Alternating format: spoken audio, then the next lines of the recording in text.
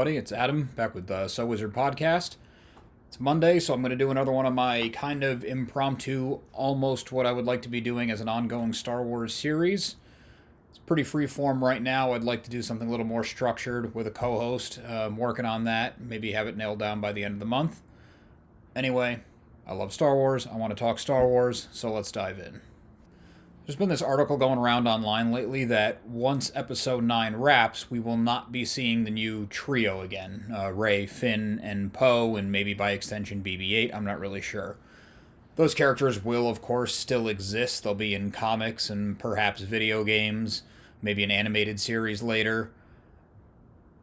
I don't know if this is exactly what it seems to be, because the article that's been going around is kind of misleading, especially when you add in all the clickbaity type headlines. I read the article a couple times trying to get a bigger grasp on it, because I was thinking, if they spent all this time building these characters up, and then we don't see them again, it seems like kind of a waste. But then it occurred to me that we spent 3 decades or so with the original trio of Luke, Han, and Leia, obviously. You know, R2, C-3PO, even Darth Vader by extension.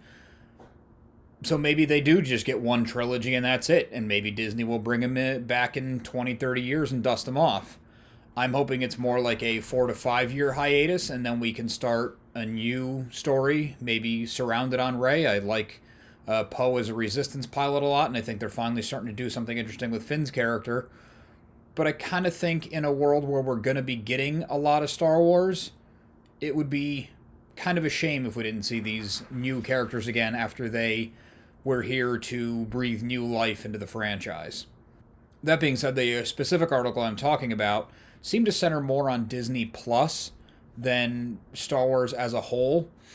So maybe the characters are just saying, I'm not interested in doing a Disney Plus spin-off series like they're doing for Cassian or The Amazing Mandalorian. I don't really know why you would turn that down, but that's their business. John Boyega specifically was quoted saying, "You're not going to Disney Plus me." So maybe that's just him saying, no, we're going to do a film franchise. I'm not doing a miniseries. I guess time's going to tell on that one.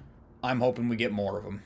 The other big rumor that's been going around isn't really a new rumor. It's kind of an old rumor getting new life, is the return of Hayden Christensen.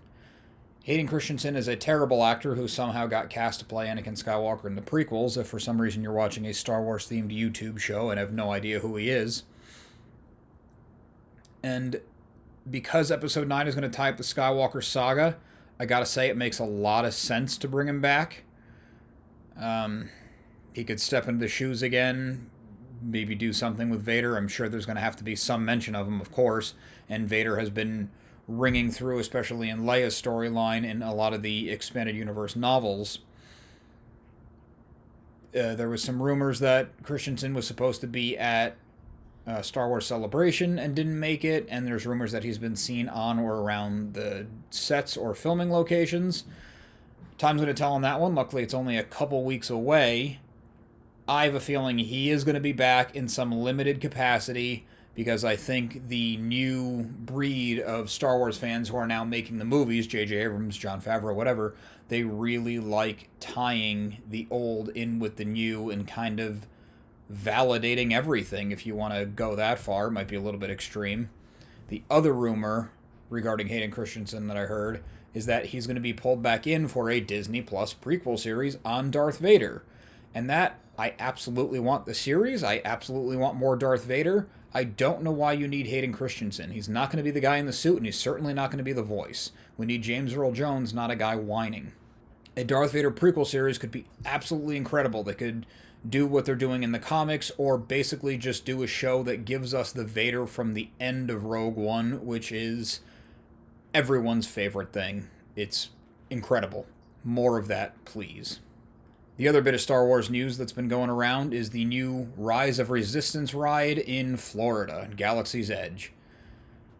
I have not been there. I'm planning on making a trip in 2022 after the hotel's been open and some of the crazy hype has died down, if you can call it that. Hey, back up. But from all accounts, the Rise of Resistance ride is incredible. There's a lot of clickbaity articles around there saying that it's having massive problems. I know on opening day it had a 30-minute delay, and given everything that this experience does for attendees and for fans, that's very excusable. It's more than just a ride, it's a full-on interactive experience where you go through multiple parts. You actually don't get on the ride part of it until you're about 15 minutes into the 20 to 22 minute experience, and that's a trackless ride, so you don't feel like it's so rigid. It has to do a lot with play acting and interacting with pre-recorded videos and holograms.